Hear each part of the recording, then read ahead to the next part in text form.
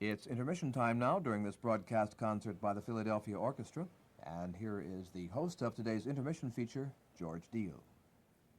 Thank you, Jim. We have lured from the ranks of the orchestra Mr. Ronald Rubin, who is bass clarinetist and who has been with the orchestra since 1967. Is that about That's right? right, 1967. This is your seventh anniversary. My 7th anniversary, right.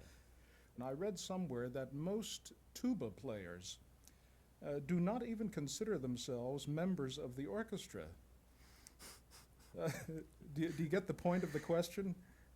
Yeah, I think I get the point of the question. No, How do bass clarinetists feel? Well, at least in this orchestra, I am playing the bass clarinet a goodly part of the time, much more so than I would have ever imagined at the time when I was playing clarinet exclusively. It's usually heard in combination with other instruments, particularly with other woodwinds. It's a great instrument for blending with others. As bass clarinetist of the orchestra, is that all you do in the orchestra? No, I play clarinet also. You do? Right, right. I have kind of divided loyalties, as it were, because the clarinet was my first love, and still is. But the bass clarinet is the position which I occupy in the orchestra. Now, when you were engaged by the orchestra back in 1967, were you engaged for, well, of course, for the clarinet section, but as a clarinetist or specifically as bass clarinet? No, I was engaged to play both clarinet and bass clarinet, both. All right. Now, I have the distinct impression that there is no chamber music, there are no concertos, there are no sonatas, there is no career to be developed as a bass clarinet virtuoso and so on, and that nobody studies the bass clarinet. Am I about right? You're right. Now, there is some literature. There is some solo literature for bass clarinet. So essentially, when you play your clarinet out of the orchestra, that is, when you're practicing yourself at home and so on, you're essentially practicing orchestral literature. Right, right. That's what there is to practice primarily, I would say. Is it an instrument that would be a comfortable one to write for, or even an effective one to write for, if a composer decided to write a sonata? Yeah, well, I think it could very well be. I think it's more of a virtuoso instrument than most other players and probably composers are aware. You can negotiate pretty well on the bass clarinet in much the same way that it's possible to do on the clarinet. It does not, to my ears, have the same kind of agility in the uppermost register or registers as the clarinet does, but it's, as I say, it's certainly possible to move around quickly and with great agility. Yeah. We'll be back in just a moment with Ron Rubin. We'll return to the intermission feature of this broadcast concert by the Philadelphia Orchestra after station identification. This concert is coming to you from the Academy of Music in Philadelphia.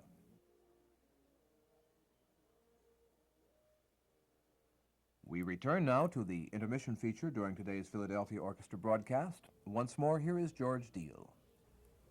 Ron, how did you come to take up the bass clarinet? I guess I came to take it up in much the same way that I suppose that all bass clarinetists come to take it up, which is to say that there was an opening for a bass clarinetist, and so I got myself a bass clarinet and learned to play it. And where was this, in high school? Or? No, this was long after high school. Actually, I played it on a few occasions when I used to freelance around Philadelphia, playing for the various opera companies and so forth. And there are a lot of operas which contain bass clarinet parts, and in order to work, since there was an opening for a bass clarinetist, I obtained one and learned to play it well enough to get through a few operas. And then later,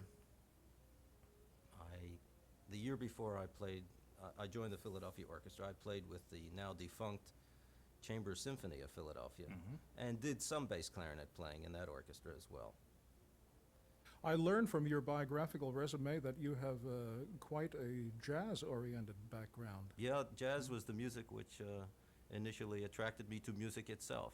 Jazz and Benny Goodman specifically. And you played with Kenton. I played with Stan Kenton, right? What instrument? Tenor saxophone, yeah. piston has quite a rundown of clarinets, beginning, I think, with 6 sopraninos, 3 sopraninos and 3 sopranos, and then 3 just plain clarinets. Yes. That's 9, and then bass clarinet, Right. contrabass clarinet, which Right. range from 14 inches in length Right. to 106 inches in length, which I presume is the contrabass. The contrabass, yeah. clarinet. Well, we should mention to our listeners that you brought your horn to the intermission microphones. Could we prevail upon you to just demonstrate its, Well, sure. its tonal? And speaking of contra bass clarinets, I should mention that this orchestra has a gem of a contrabass clarinet, which is a B-flat instrument. There is also an E-flat contrabass. We have a B-flat one, and it's made of wood, as opposed to most modern-day contrabass clarinets, at least the very large ones, the B-flat ones, which are made of metal, and it has a magnificent sound. I wish I could find a standard-sized bass clarinet that sounded as good as that contra does. A deep, heavy, muscular sound. Okay, so this is the bass clarinet. I'll play for you just a couple of notes to give you an idea of the range. This first note I'll play is equivalent to the lowest note on the clarinet. That's the low E on the clarinet, or low concert D, and this goes still an octave lower. In fact, a bit lower than that. Here it is again.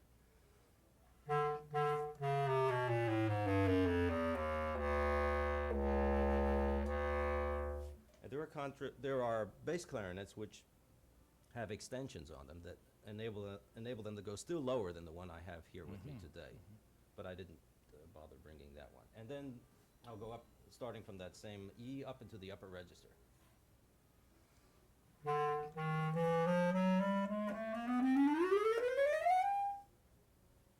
And it's possible, I suppose, to play far above that, although I never have had occasion to do so. Actually, it has a more extended range than the clarinet.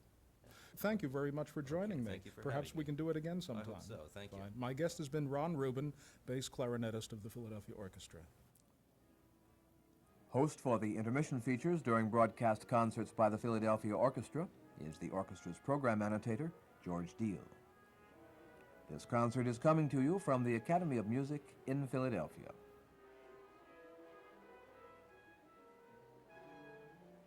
Intermission is drawing to a close in the Academy of Music, and in a few moments, Eugene Ormandy will conduct the Philadelphia Orchestra in Anton Bruckner's Symphony No. 7 in E major. The Seventh Symphony of Anton Bruckner was composed between 1881 and 1883. It was performed for the first time at a Gewandhaus concert conducted by Arthur Nikisch on the 30th of December, 1884. Nikisch was then 29 and a firebrand capable of blazing performances. The ovation for this performance was tumultuous as the 60-year-old Bruckner took his bows, lips trembling and his eyes sparkling with tears. This was the performance that set the Bruckner bandwagon rolling, and it was this symphony that made his name a household word. It is traditional to associate the Adagio of the Seventh with the death of Wagner. In a letter to Felix Mottl, who was preparing a performance of the symphony, Bruckner wrote, "At one time I came home and was very sad. I thought to myself, it is impossible that the master can live for a long time. And then the Adagio came into my head." Now this would mean that he composed the Adagio as a premonition. There are conflicting statements as to whether the movement was completed before Wagner's death or whether work on it was in progress when news of his death reached Bruckner. Bruckner, often prompted by the suggestion of friends, was in the habit of revising and altering his scores, resulting in conflicting editions. The task of clarifying these conflicts and producing a definitive score has fallen to scholarly editors. Although the Seventh is not plagued with as many problems as other Bruckner symphonies, the Bruckner Society has issued 2 versions for which it claims authenticity. One in 1944, edited by Robert Haas, and one edited by Leopold Novak, published in 1954. It is the Novak edition that Mr. Ormandy will use, deeming it to be the closest to the original. Eugene Ormandy is returning to the Academy of Music stage to conduct the Philadelphia Orchestra in Symphony No. 7 in E major by Anton Bruckner in the original version.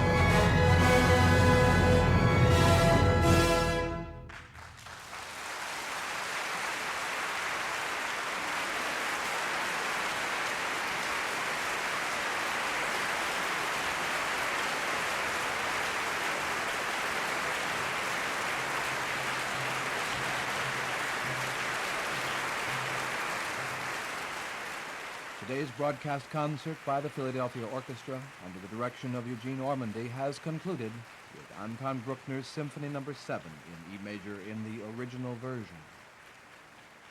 It's interesting to recall that Mr. Ormandy first recorded the symphony 40 years ago with the Minneapolis Symphony. It was the first Bruckner symphony to be recorded by an American orchestra. Mr. Ormandy is being recalled to the stage and has asked the members of the orchestra to stand with him once more. In a few moments, we'll return with word of the next broadcast by the Philadelphia Orchestra. This concert is coming to you from the Academy of Music in Philadelphia.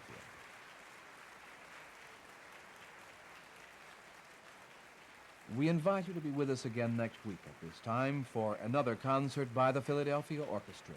Eugene Ormandy, music director and permanent conductor. Mr. Ormandy opens the program with Rimsky-Korsakov's Russian Easter Overture.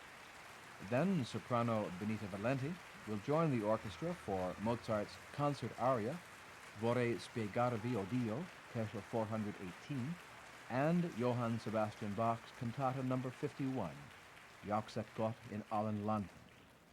The first portion of the program will conclude with Aaron Copland's Quiet City for trumpet, English horn, and strings, featuring the Philadelphia Orchestra's solo trumpet Gilbert Johnson and English horn Louis Rosenblatt. Mr. Ormandy will end the program with Felix Mendelssohn's Symphony No. 5 in D major, Opus 107, the Reformation Symphony. Music commentary for the Philadelphia Orchestra broadcasts is by the orchestra's assistant conductor, William Smith, and is based on program notes by George K. Deal, program annotator for the Philadelphia Orchestra and chairman of the Fine Arts Department at LaSalle College. Producer and recording director of these broadcasts is Albert L. Borco, Jr. Audio editor is Donald F. Wetzel. Production consultant and host for this series is James W. Keeler. This program is a pre-recorded production of station WFLN in Philadelphia.